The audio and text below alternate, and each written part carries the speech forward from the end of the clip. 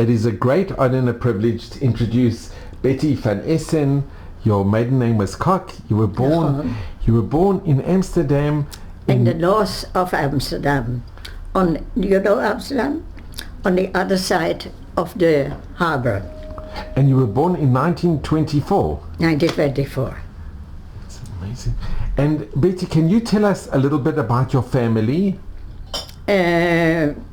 So we were a real Jewish family, not really religious, but Jewish. We went to shul. Traditional. And in Amsterdam, the north of Amsterdam, there was a shul. And we used to go to shul.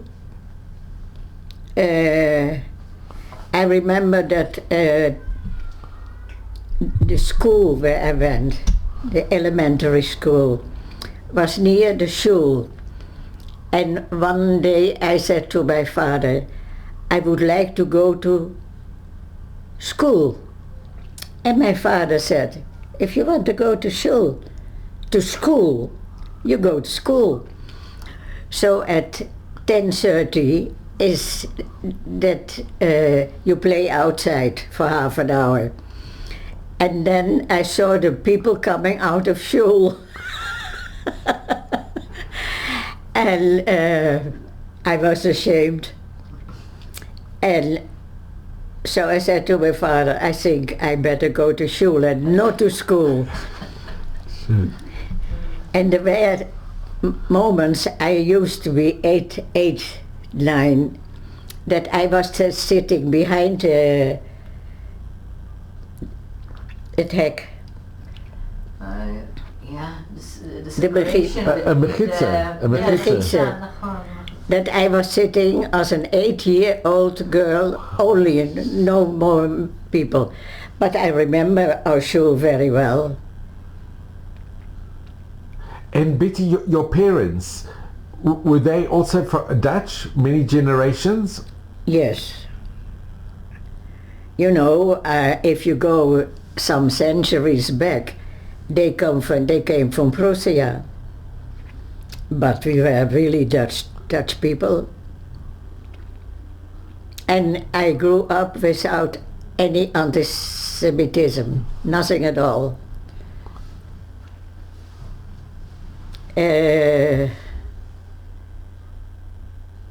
I'm born Motse Yom Kippur. And father came from shul and he had a baby. There were 2 boys. My eldest brother was Samuel and my second brother was Jacques. Yitzchak. And Jacques was arrested in 1941. We lived here. That's where we lived. You know Amsterdam? So this is, you have in Amsterdam the canals, the grachten. And then the Jewish part on the left side of the Amstel, the big river, that is Jewish. You have de nieuwe Herengracht, de nieuwe Keizersgracht en de nieuwe Prinsengracht. And that's where we went to live, I think, in 1938. And then we didn't go to shul then. And then in 1941, my youngest brother on Shabbat afternoon was arrested by the Germans, and the chief rabbi of Amsterdam, Rav Sarlouis, came to tell my parents that Jacques was murdered in Mauthausen. He was 20, a very normal boy.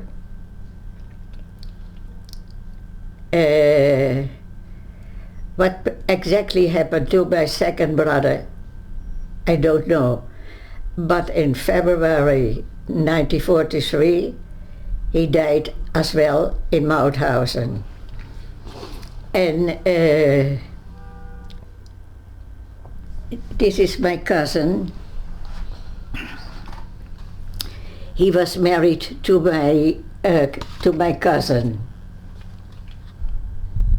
What was his name? Do you remember his name? David Gomes de Mesquita.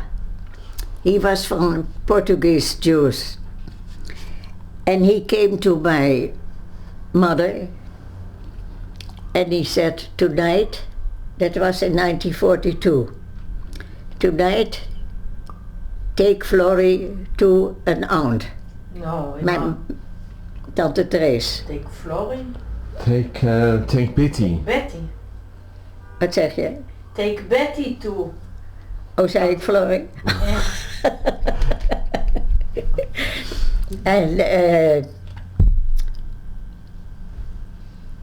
And my mother and I walked to my aunt, my mother's younger sister.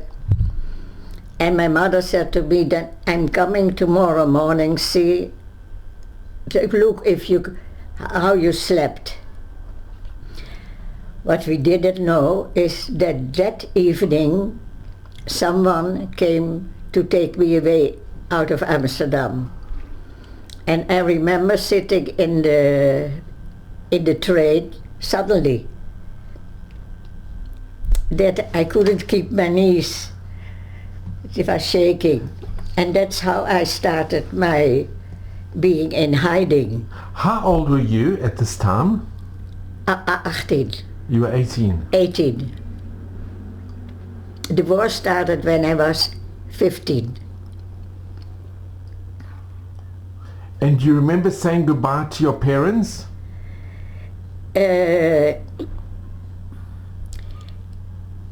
My cousin had a shop. He was a goldsmith.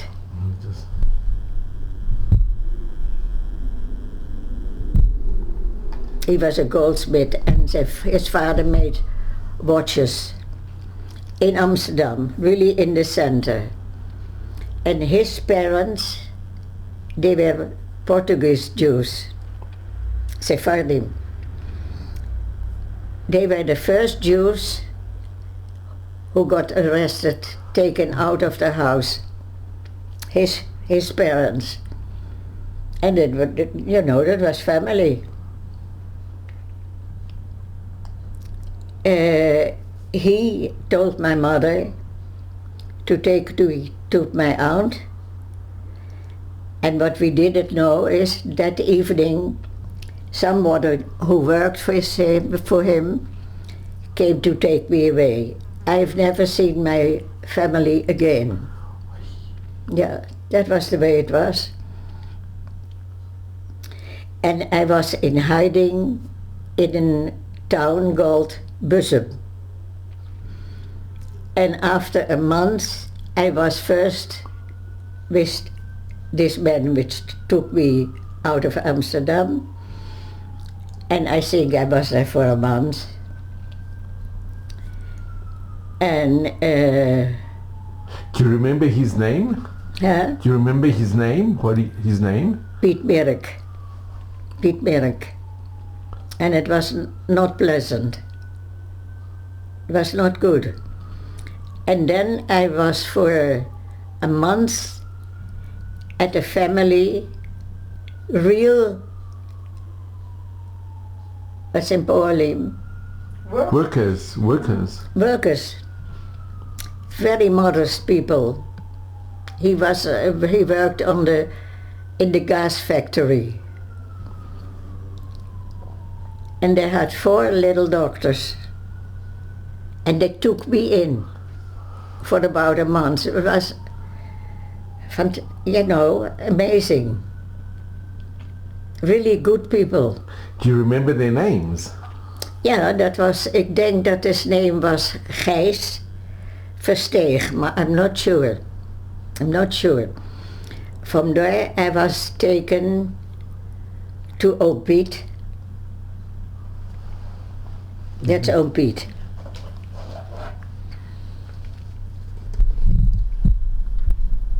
Yeah.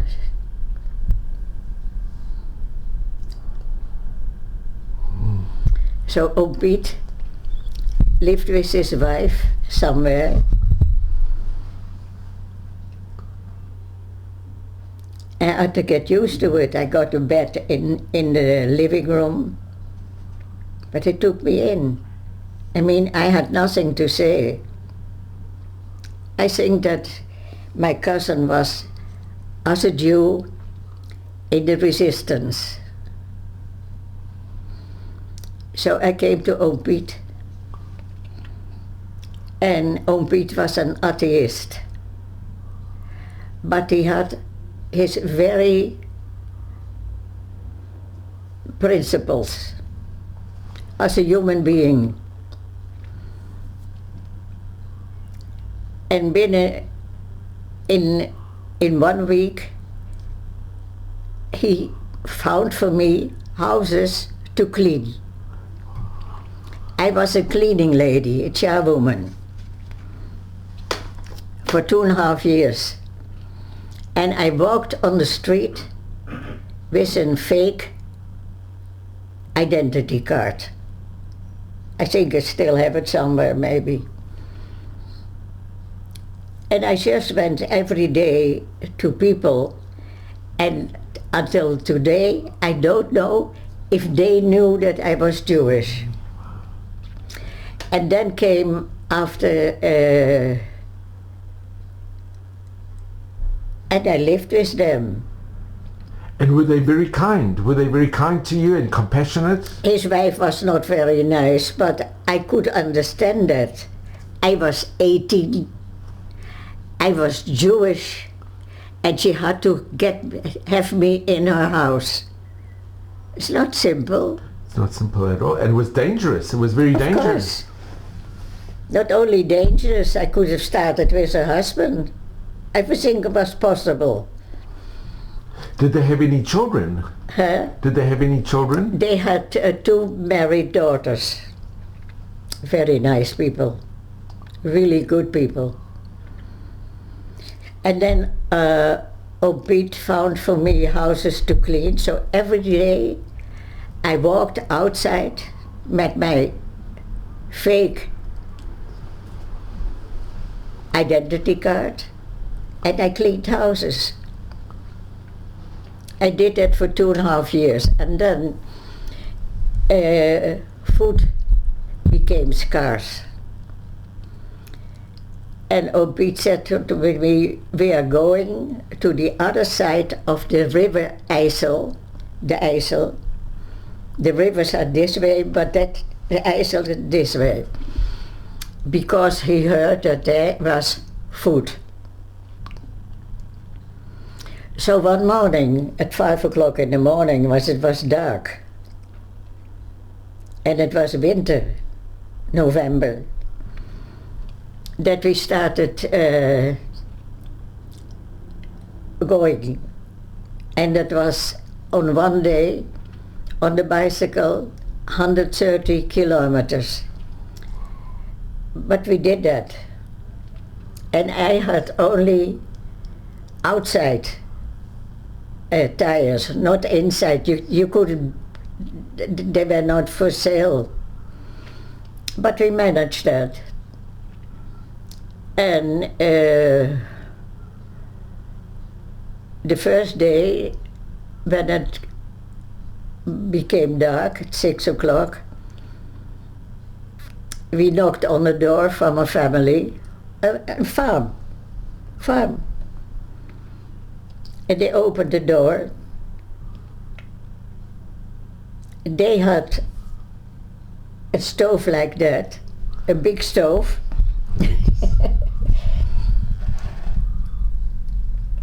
And they had a big pot of food.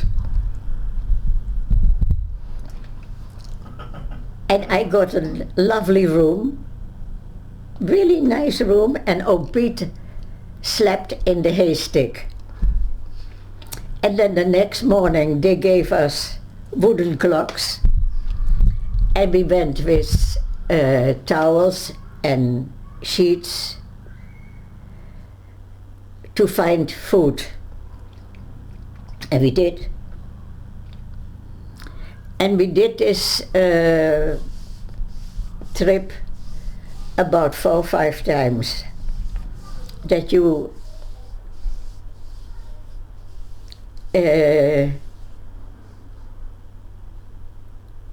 rode a bicycle for 130 kilometers on one day. And then the food as well at Oom Piet. He was a very resourceful someone, Piet. And so we came to one farm, and I had to go to the toilet, and I had to go through 2 doors before I found the toilet. And I looked up, and there were all sausages hanging. So I looked, and I said to myself, here is food. So I told Oom Piet, what do you think if I find a job as a cleaning lady in a farm? Oom Piet said, if you want to do that, you do that.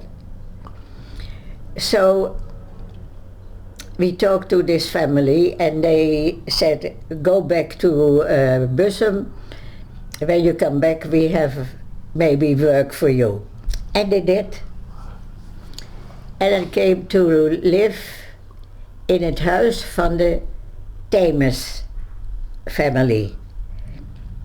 Their youngest son was 3 years, and they didn't know I was Jewish. They never knew. They never suspected? Huh? They never suspected that No, you were Jewish? Not at all. And I worked there, we did everything together. And it was good.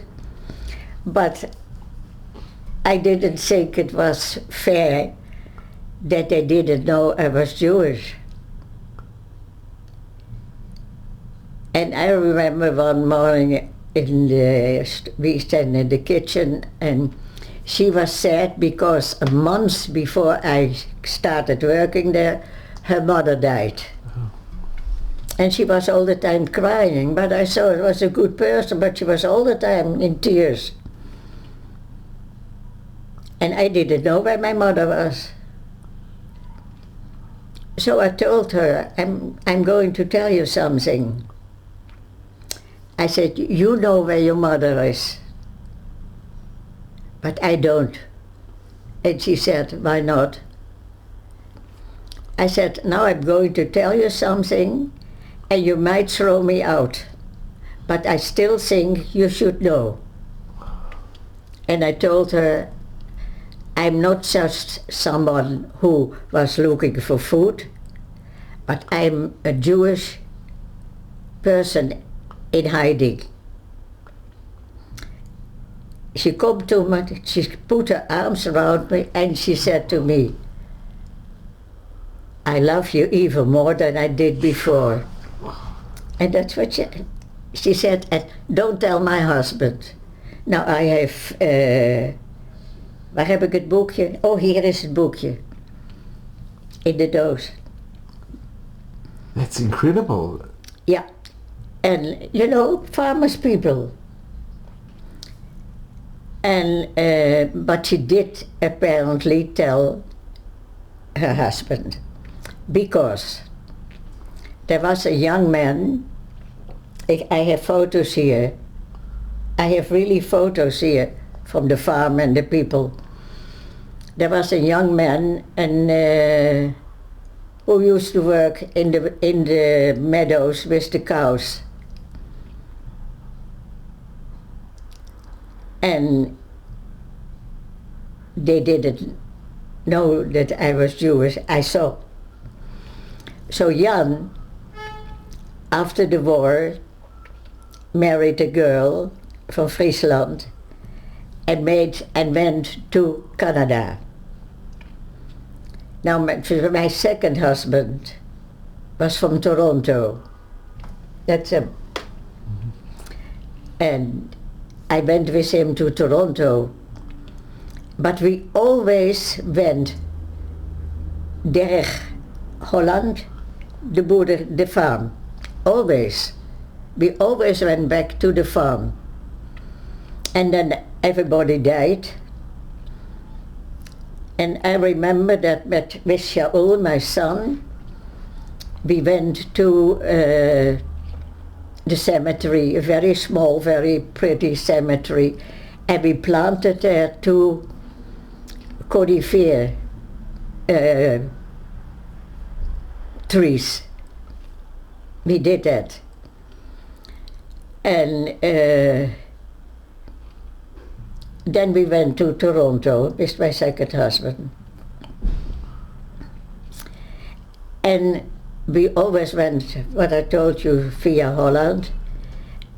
And everybody died, but this daughter-in-law, Annie, is still alive. Sure. And sometimes I write with her. So I asked Annie, do you know what happened to Jan, the farmhand? She said, yes. Ik zeg, where is he? She said, he's in Canada. He married a girl and he went to Canada. And so we were in Toronto. We were in Detroit and we were in Toronto. And we went to visit Jan. And Jan was in his 70s now. So we had a whole car with Jewish women. Because of my cousins who wanted to be there. And he came out of his farm. Really lovely. And I said, I'm the one. Wow. And we had such a nice time there. We were sitting around a table in the kitchen. And they thanked the Lord that Zus was back in their lives. Yeah, it was really something. And so and then I remember the second time we went to Jan. I asked him, Jan, when did you know that I was Jewish? And he said to me, what do you mean? I said, what I'm asking. He said, oh, we all knew. They all knew. They all knew. And nobody said ever anything. And that farmers. Were they Protestant or Catholic? Huh? Were they Protestant or Catholic? Do you know what religion they were? Oh, I say Protestants. Very good people.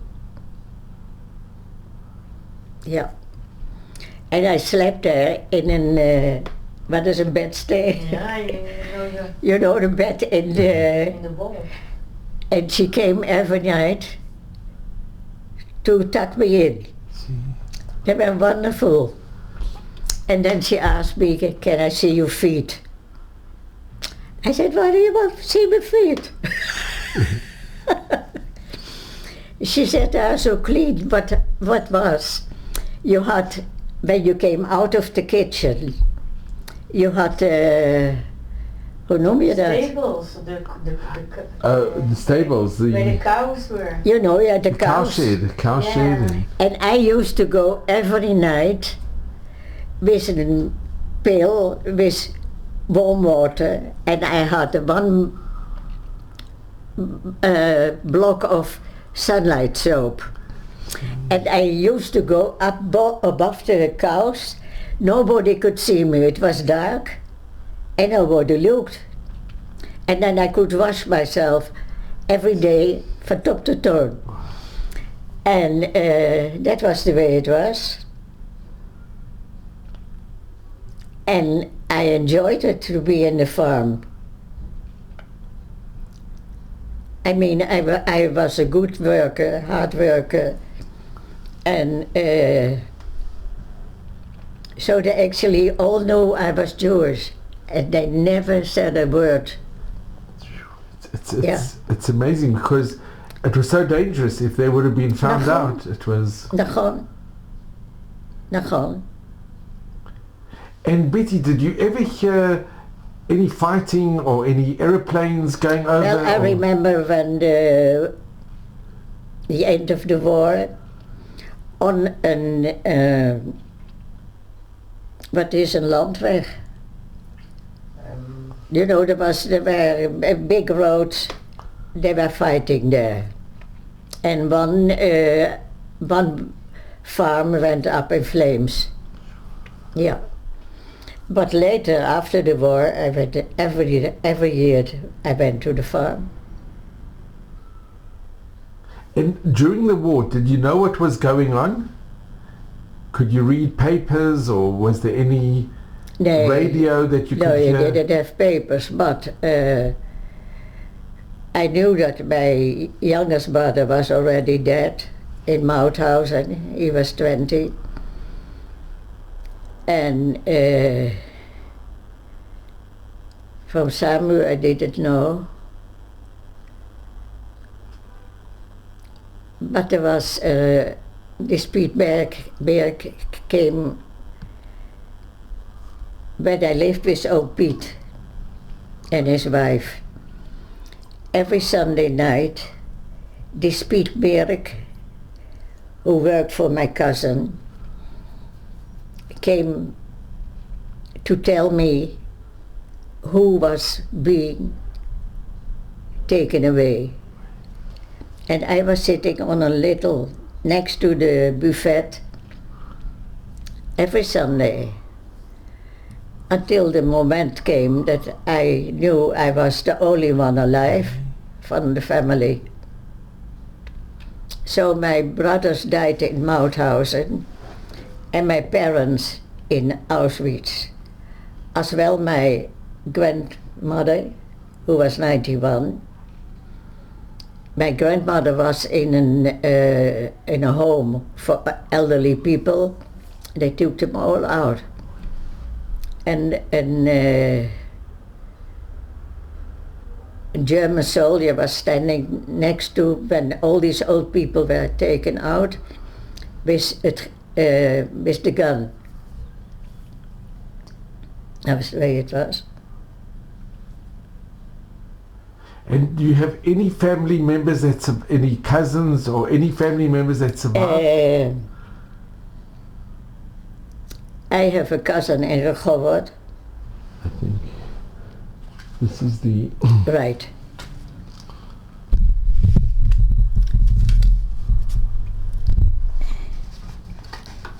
This was her husband. Ze is vies.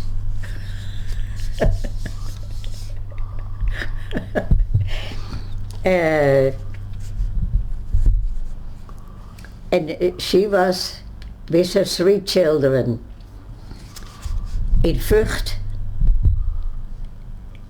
in Westerbork a year, and a year in Bergen-Belsen. And she came back with the kids. So Hansje is now 80 years old and was her 3 first years in her life in 3 concentration camps, and she came out pretty normal. And she lives in Rehovot? She lives in Rehovot. So he came back with tuberculosis, Chaim.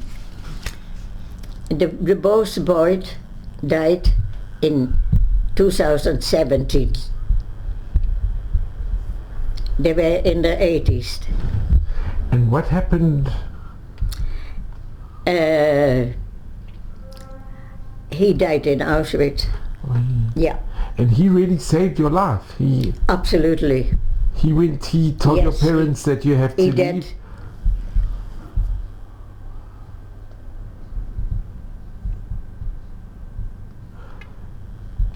So his name is David, and this is my eldest son, and his first name is David. So he lives in San Francisco, and there he is David. En dat is een goede foto, hè, voor jou. And you kept a close connection But Oom Piet with Pete. came every year to Israel. He had a lot of fun with my kids. Nachon? And did you keep in touch with his children? First he came by boat, and then Shaul went to pick him up in Haifa or in Ashdod. And later he came with my kids grew up with Uncle Pete. And was he given Chassidei Mutalam? He was given righteous amongst the nations. Huh? He at Yad Vashem, they recognized him as... Yeah. That I have photos from that. What a special person. Yeah. And here that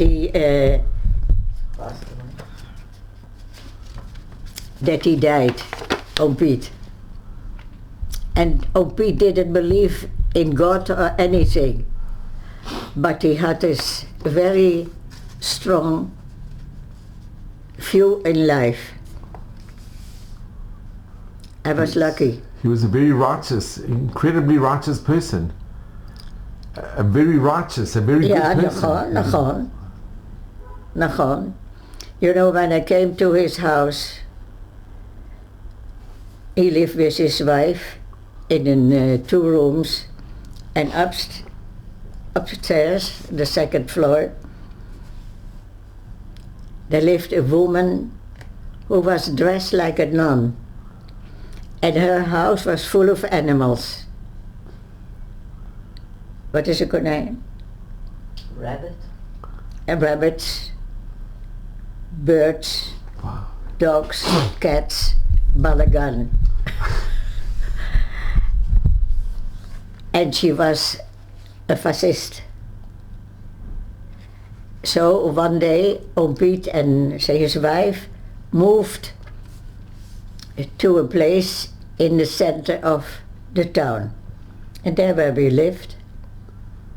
And every day I went to work. And I remember the first job I had was in a very big house from very rich people.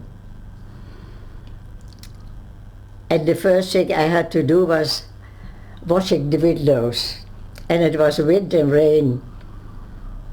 And I got lunch, but I didn't get a knife. I was the, what is it, dienstmeid? Maid. I was the maid. I didn't get a knife. So I asked her, can I have a knife?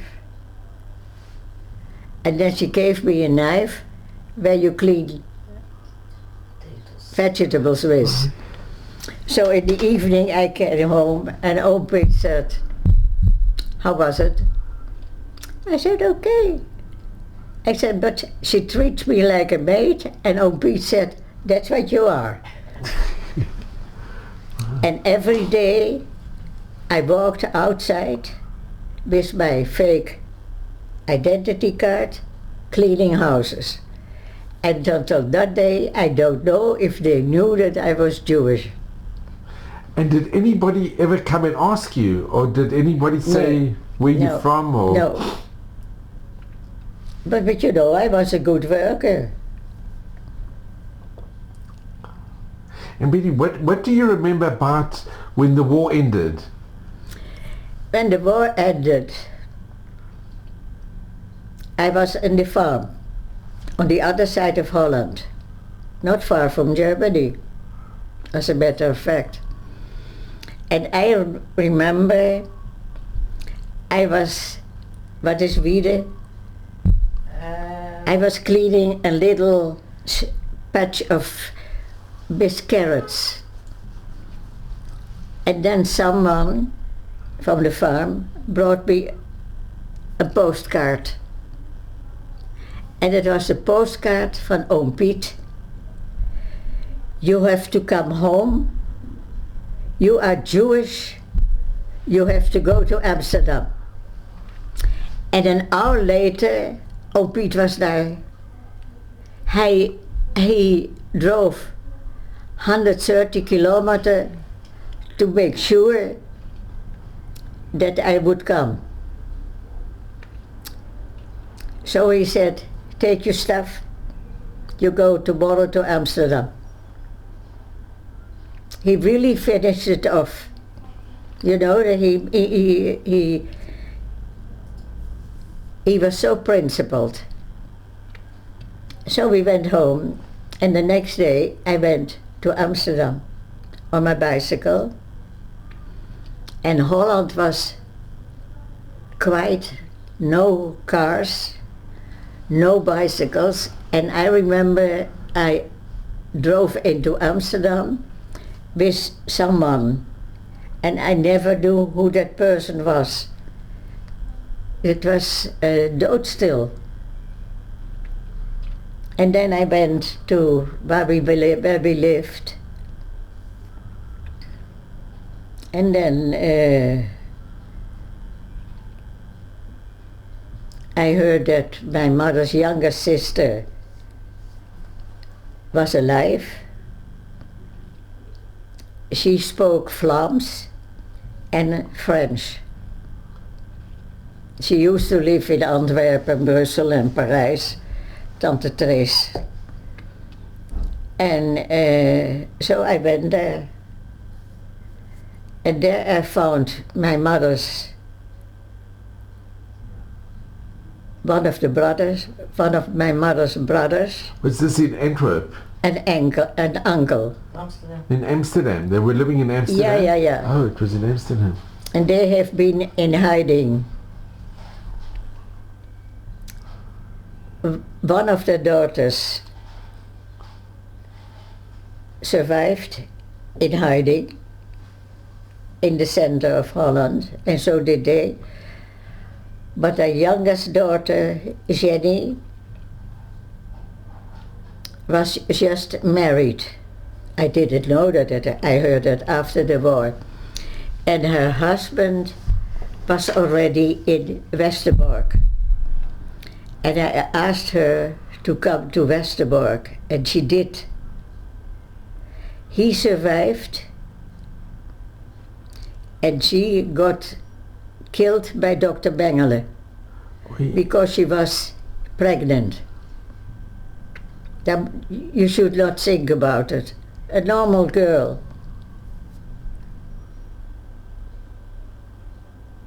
She was taken to Auschwitz. Huh? She was transported to Auschwitz. Yeah. Yeah. And now in 2009, I got a phone call from my cousin, from Ellie, and she wrote in a Jewish paper that someone was looking for me, who lives where we used to live. That was, and so she gave me the phone number. And I called this family, and I got this very friendly man, and he told me that he lives in the house where we used to live, in the whole house. He bought the whole house, and that he intended, because you have stolpersteinen, but they want to have plaquettes on the, and that's what happened. Heb ik het hier?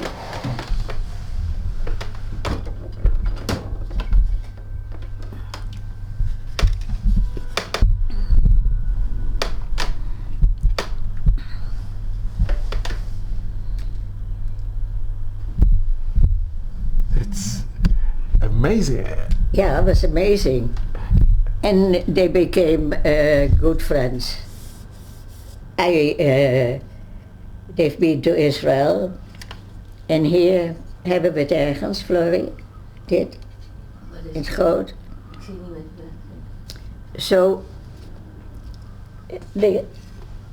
I got his phone number in 2009, in September. And a Dutch family. Ja. Koonstam. Jacob Koonstam. Ja. So I got this... And this is the house. Dit is de... Up in Hazen. And it's got the pictures of the family as well. Because they do every year open houses on Memory Day. And they made placards. It's wonderful. Here. I have it there too. In the bookshelf. And so you see 24. And so here you see the pictures of my parents and of my brothers in the window. The window.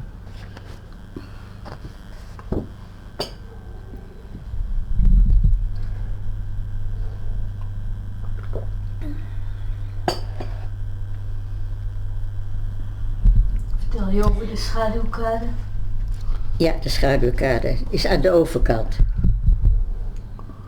And have you been to the house since then? Have you seen? So we, in 2009, we all went to Amsterdam.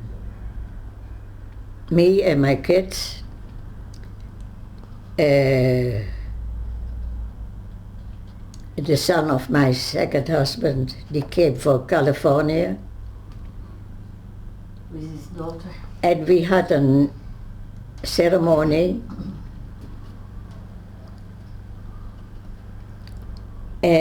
Kan jij het even uitleggen? Nee.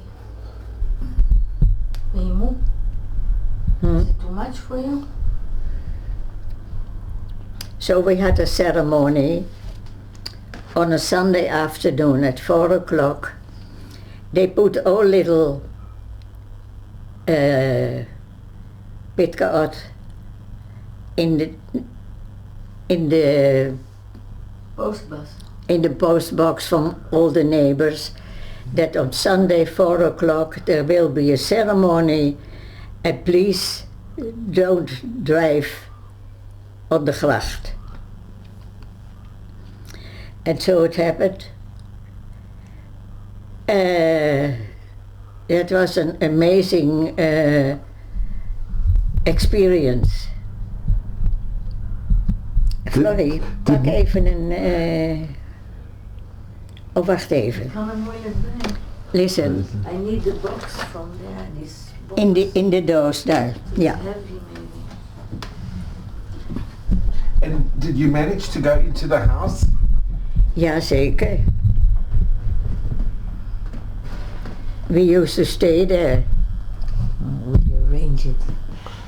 And how was it like going back to your house? Huh? Did you go see your room that you once lived in?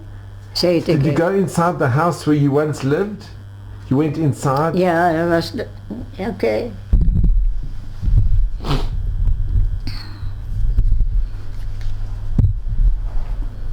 So, I had to take this down. You see it? Sure. And then, this was... So, what's written here... Flor, hebben we het ook in het Engels? Dat is Engels. Yeah, this is Constant, the owner. This is This is the mayor of Amsterdam. the mayor. Yeah, he came to the ceremony, and this is the rabbi, the reform rabbi of Holland. And here we are all standing. Must have been very, very moving, very special. It was very, very moving. Very moving. Very special. And did many neighbors come as well? Was it well There came attended? neighbors, and what happened is that after this happened, the whole street, there were questions about, people started to ask themselves, what happened in the house we are living? So people started asking. So they gathered together, and it took a few years, and in 2013 there was the ceremony of the schaduwkade, and it meant they made hoe zeg je On dat? on the other side of the gracht. They put plates on the Oh, they have these. Yeah. like From all. like the plates, but on the floor. on the They floor, have the. Yeah. on the side of the water. But Yeah. in brass, in Yeah. In copper. copper. And it's like 200 meters length of the street, that whole piece of the street, and you stand still, you see a plate, and you raise your head, you see the address with all the names of the people who were killed from that house. And you walk another 5 meters and you have another one with all the names of the house. So on the other side are all the names from all the Jewish families. Zal ik hem zeggen dat hij dit mee kan nemen? This is. Niet leen. Yeah, this this is David who. No, this is. Excuse me. Those are the brothers of my mother. Those are her parents. This is your parents. Yeah, it's the last photo before they knew. I think. that some- Max and Julie. Mm. Julie. Max and Julie. Julie. And these are your brothers.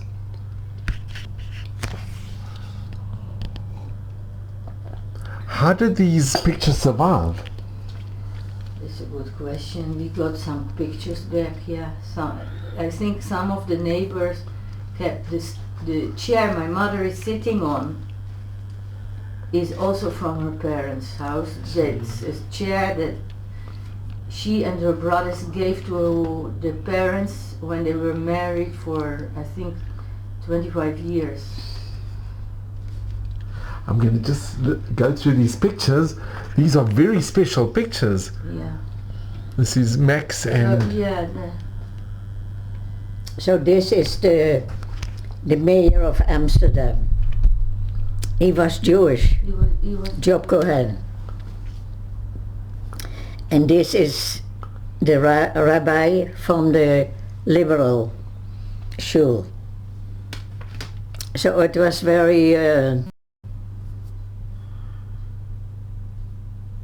so here we have, I'm just going to go through, Betty, this is incredible. Here's your parents, their wedding in 5th of December 1917. And Wat voor foto's this heeft is hij daar? Betty. This is Betty. This is Betty too. And those are her brothers when they were young. These are so, this is in 1941. Yeah. And here also my mother wasn't yet born. It's her parents with the two brothers. It's amazing that these pictures really survived. Yeah. Ja, gewoon.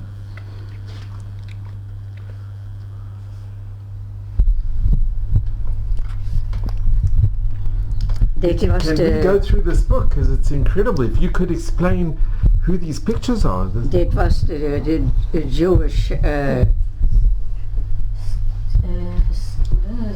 Sofim, how do you call it? Scouts. Scouts. And this is her brother. En dit was my brother in school. Was it a Jewish school? No. A public school? Betty, if I can I just show? So these are my parents. And these are my brothers. I'm just going to go. This is the picture in the class. It's unbelievable, these pictures.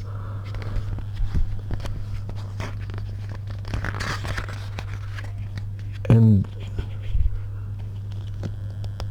Betty, these pictures in 1941 in Yeah.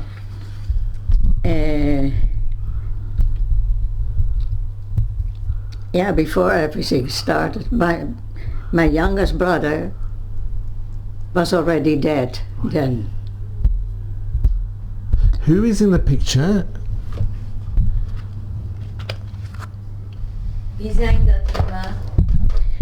You know, as a matter of fact, nobody knew that I would be the only one, the only survivor from the family. Yes, that's the way it is.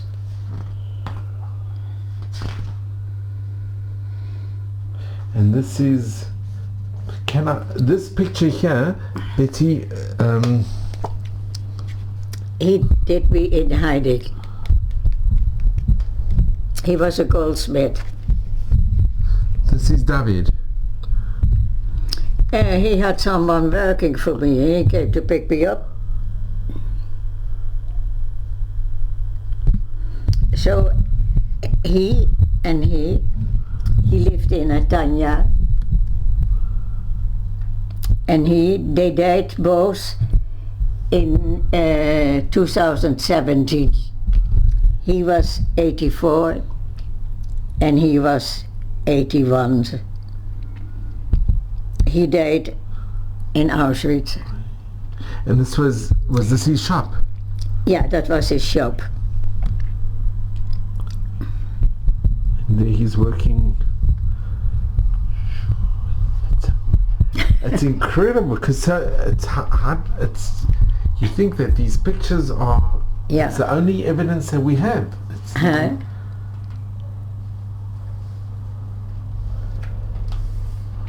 So after the war, they had a goldsmith and diamond and watchmakers, and you see he goes with the star.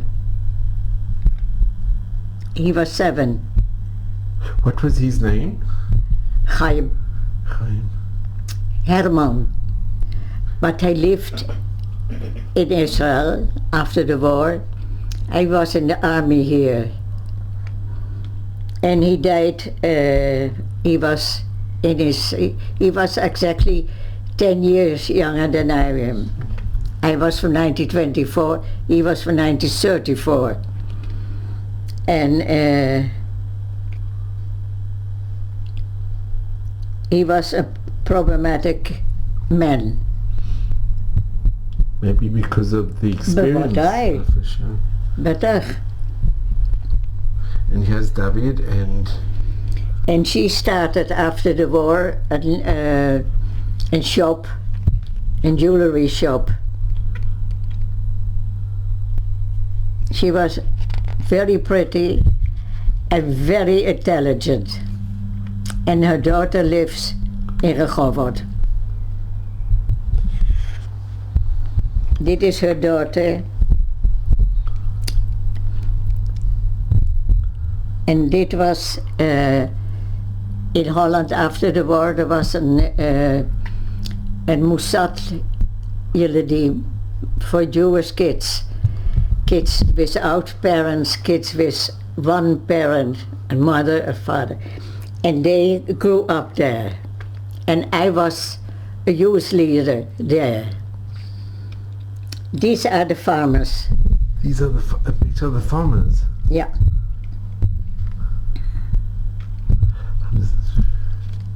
So these were the rescuers. These are the very righteous. You can see very modest people. Ja, beter.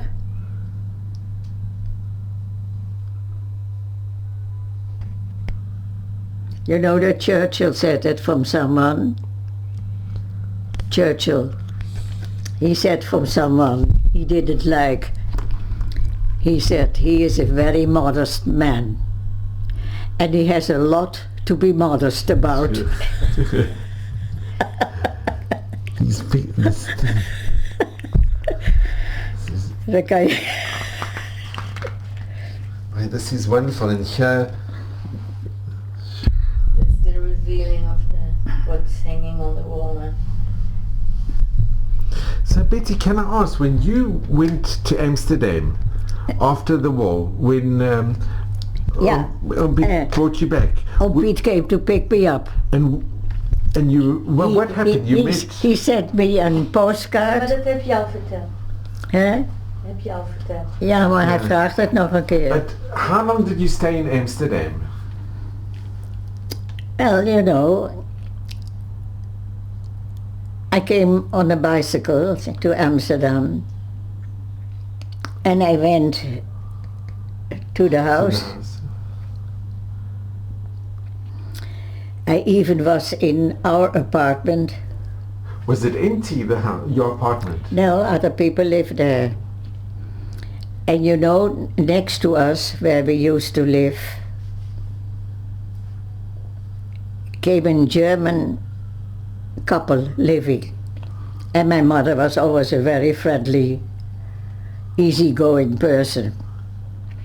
And my mother used to say, hello. When the war started, a big banner flew over our balcony with the swastika. Yeah, they were Nazis. They lived right next to us in the Jewish quarter. It's amazing. Yeah.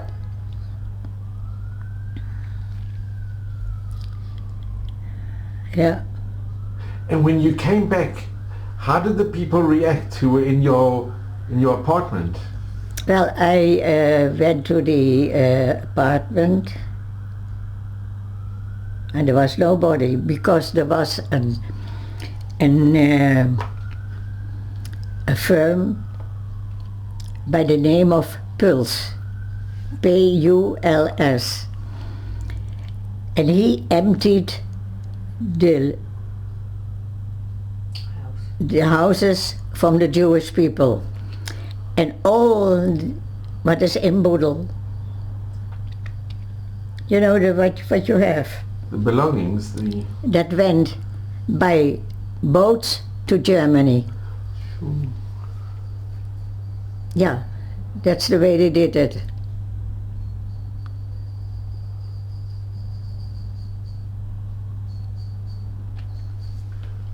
And did you stay many years in Amsterdam? So when after the war, Piet said, you have to go to Amsterdam, you're Jewish, you have to find out. And I did. So I came in Amsterdam. I went to the house, but opposite where we lived used to be an old age home. I have a photo there in the cabinet from that building, and that building is now a museum, the heritage from St. Petersburg. But then they told me on the street, if you go to the reception from this home, they tell you if there are people alive. And I went there with my bicycle, and there I heard that my aunt, my mother's younger sister, was alive, was home. So I went there, and there I found my uncle and my aunt. And Betty, how was your interaction when you met your aunt and your uncle? Was it very emotional when you met them? I don't know if I was so emotional. Maybe it was too difficult. Maybe Yeah, it was... I didn't cry, I never cried.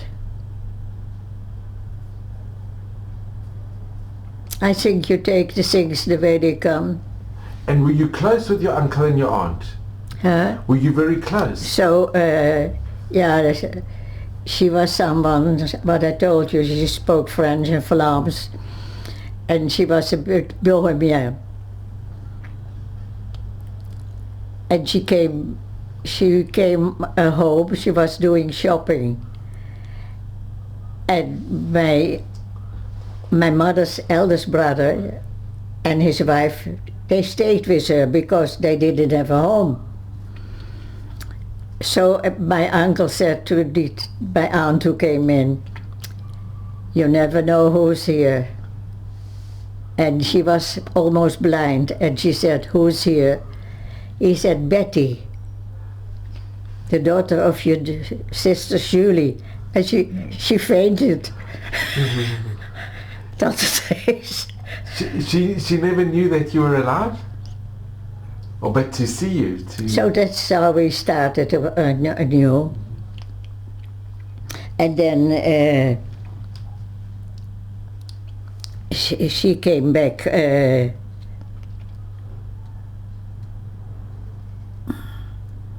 Yeah, all these people were there.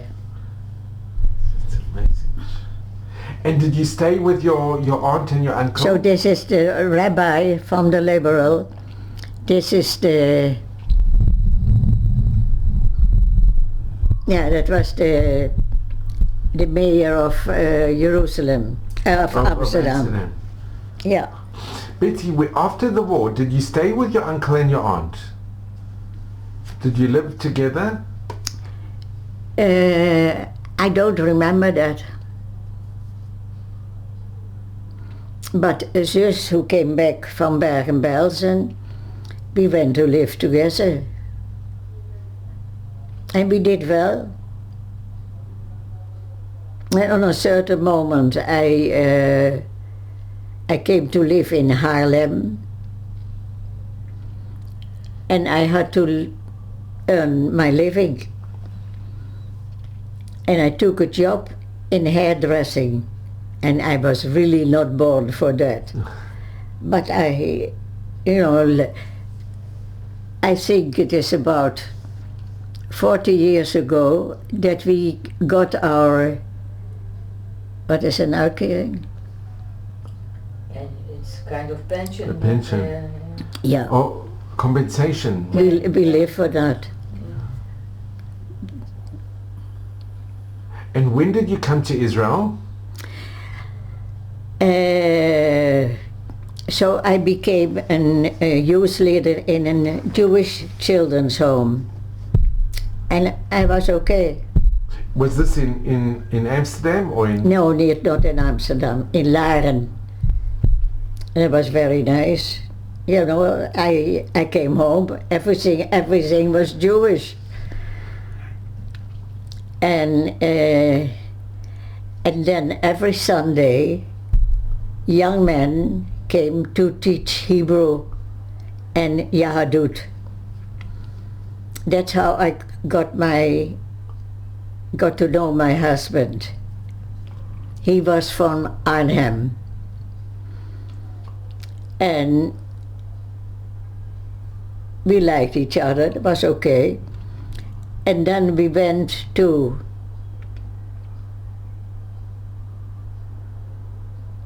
the office from the Aliyah in Amsterdam. And we were sitting there together, and the lady said, "Betty has to do Hachshara for a year." Ik dacht, ja, kom nou. I did everything, all those years I worked hard. She said, "Only when you're married, she doesn't need to." So my future husband said to me, "Okay, then we're going to marry." And I said, "Okay." And then I remember the first time I went to Arnhem to my future family-in-law, and they were wonderful. And my mother-in-law, my future mother-in-law, she was the best. She was really, really the best. I write it sometimes. And she said, so it was Friday night, and Opa, my father-in-law, he was only 49, but to my mind he was an old man. And he was the boss from the meat in the pot. And I said to my future sister-in-law, can you ask your father if we get some meat? And my mother-in-law said, I am planning to be a mother for Betty. Wow. And she did. Were they also survivors? Yeah, sure. They also were... Yes. What happened to them? I have a book with the story. They lived in Arnhem, and they came on a certain moment. The Germans told them that all Arnhem, that was D-Day in September, everybody had to leave Arnhem. So everybody from Arnhem started walking on the road to Apeldoorn. And it became 6 o'clock. So the Jews too. And it was dangerous. So they came by een soort farm.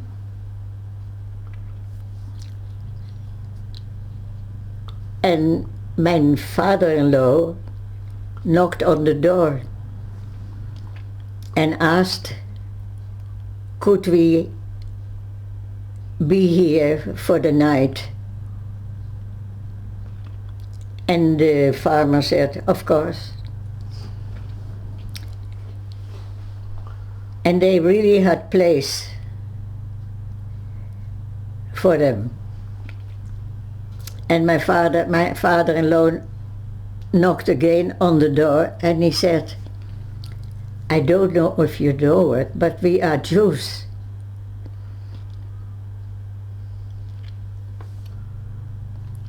And he said, of course I know.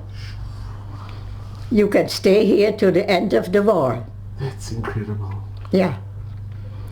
And they were later on, they were honored by Yad Vashem in Holland. That was the family Medhorst. And my husband, her father, was Dati. I married someone who was from. And every morning he said his prayers in the woods with his talit. And then he folded the talit and put it on the earth. He had to hide it away. Yeah.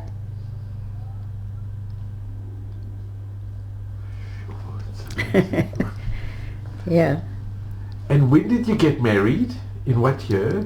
In 1950. And were you married in Arnhem, or did you... In Arnhem. It was nice. And Betty, can I ask, when did you really find out that your parents and your brothers had died during the Shoah? Well, I knew that straight after the war. Straight after the war? Yeah. You went to that office and they told you. And there was another thing. There were lists with names from a newspaper, and my cousin and I, we went every day there to see all these names. And I write somewhere about that by the name Cohen there was a lot of people by the name Cohen.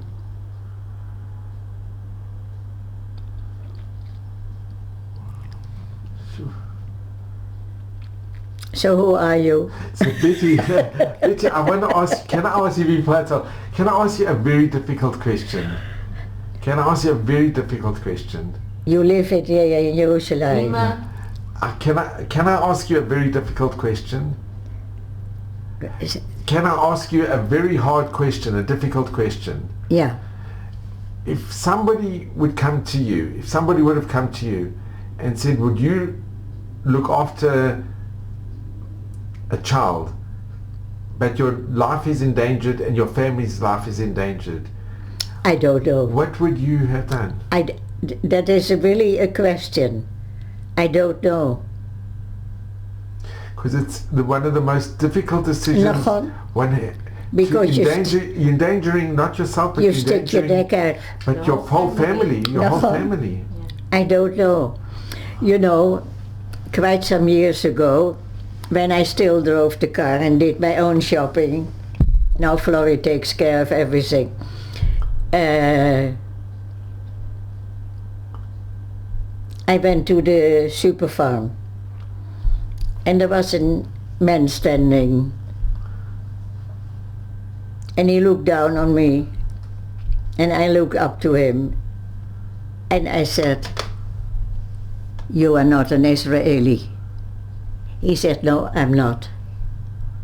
I said, "Then what are you?" And he said, "I'm German." I said, "You are German? Then what are you doing here in the land of the Jews? You know, it's in the lion's den." Nachon? They come to Israel. They became my best friends. They are from Nuremberg.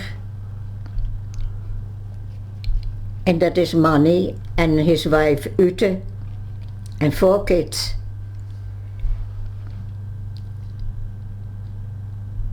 And he was sitting here once and I said to him, "Manny,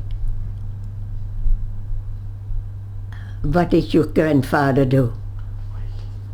Yeah, Nachon.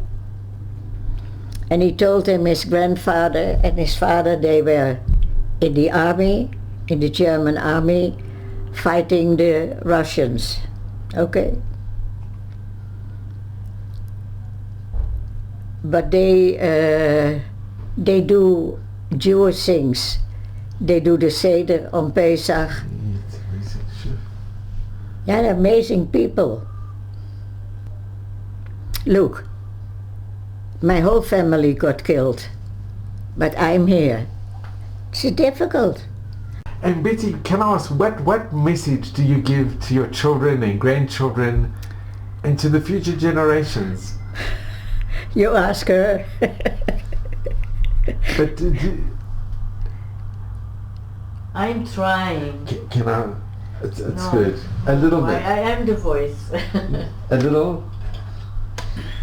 Just a little. I can't say, no, I don't like it. A little. I think it's so important. My English is so bad. Sorry, thank you. Being the daughter of such an amazing... Yeah, I know. It's difficult to be the daughter of such a... She's very courageous, very optimistic, and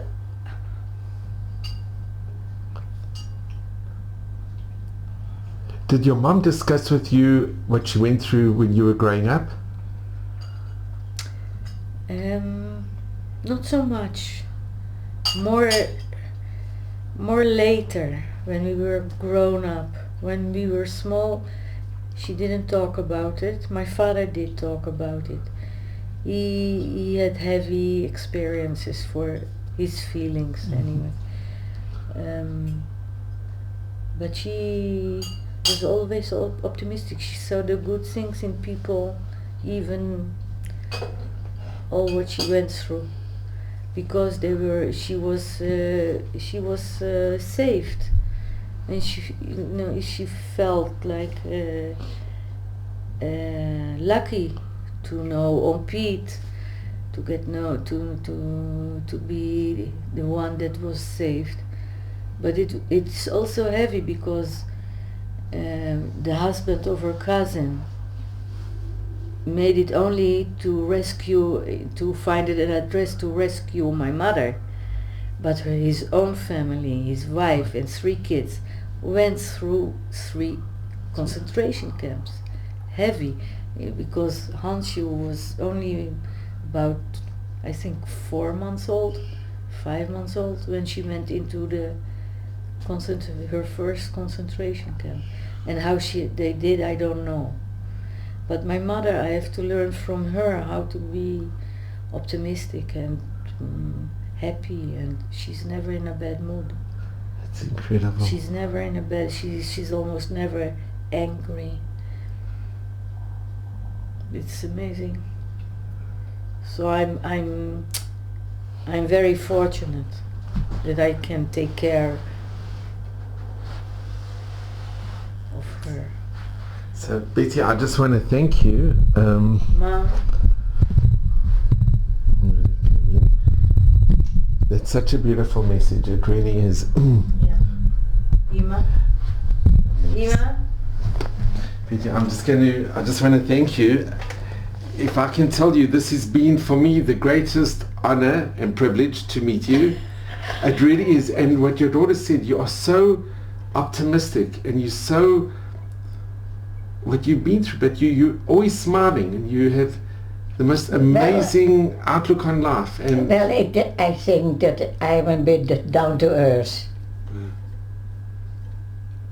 well, you are somebody we can all strive to emulate. You're amazing. You are very special. Well, I don't think so. I think very much, and you should only have. I'm very lucky that she is with me.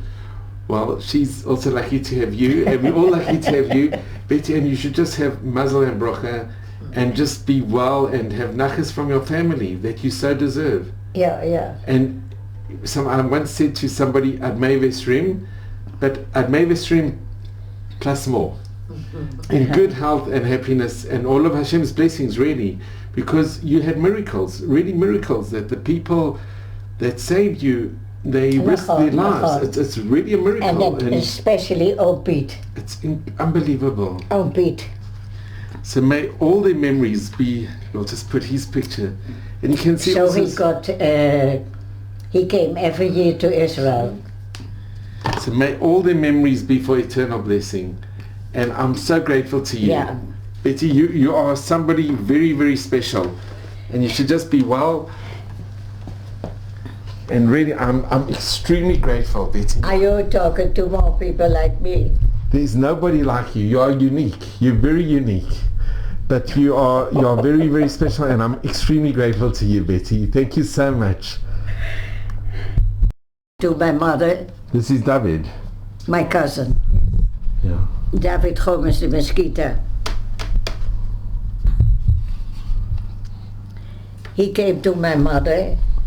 You know, you didn't have telephone, and we Jewish people were not allowed in the public transportation. He came to my mother, to where we lived, and he said, "Tonight you take Betty to Tante Trace, to my aunt." And that's what happened. And I think I told you that already, that my mother said, "I'm coming tomorrow morning." And that evening they took me away out of Amsterdam. So I remember in Holland, old people have outside their windows mirrors. Now they have TV, but you could see people. So I saw my mother. I looked in the mirror by my aunt, you know, at the window, and I saw my mother disappearing over the bridge. Look at the bridge. That is Skinny Bridge. That is called in Holland the Skinny Bridge. And but we didn't know that I would be taken away that evening. I've never seen my mother again. And then we have here on Wednesday mornings gathering of Dutch people like me. And we had a lady who did a lot of embroidery. I think she died. She lived in near Haifa later. And she made this. Very beautiful. And she was standing there. And the mancha said to her, "What are you going to do with it?" She said, "I don't know. My walls are full." And the mancha said, "Marcelle, you know Marcelle? You know Marcelle?" Oh, nee, Marcelle said, "Give it to Betty. Betty has a story with it." And that's how I got this. Amazing. It's very beautiful. That's really Amsterdam. So I'm just gonna. And that's the last time you saw your mother on the bridge. Yeah, on this bridge. This bridge.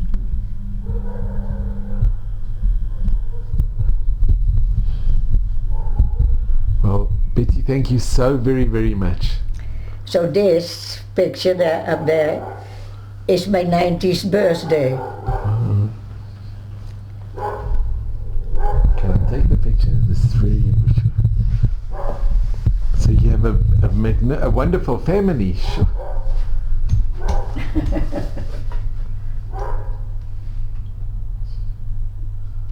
Sorry, we moeten Peter en Mirjam bellen. Well, please God for your 100th. You'll have more people in the picture and more descendants. Betty, thank you very, very much. You're very welcome.